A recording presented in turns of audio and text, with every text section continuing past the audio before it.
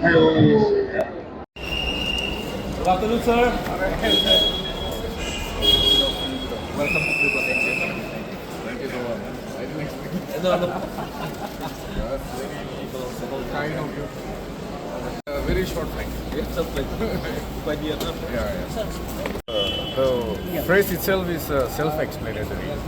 It's for one united Northeast that we all come together, stand with each other, fight for our issues of common concern, and be together. So what are the main concerns you feel? You have been in the government ruling party, but you have quitted. What is the reason and what are the main issues that are burning in Northeast? I've already stated why I quit, and I wanted to recalibrate my political journey and want to put more emphasis and give more time for the issues that are impacting us daily in the region. And that's one of the reasons why I quit. And as for the future, I feel that as long as all of us come together, we'll be able to better address the issues that are before us as a region. So what are the reasons that you said the issues are still very active in Northeast, which could not be? What are the main issues you feel? See, there are so many issues.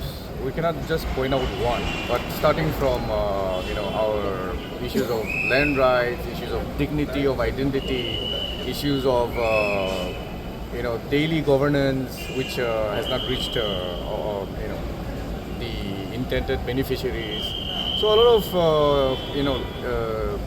lot of issues are lost in translation between the vision and implementation. So one of the target is to ensure that whatever vision any leader has or every leader has for this country should also reach out the northeastern region, and it should not be missed out.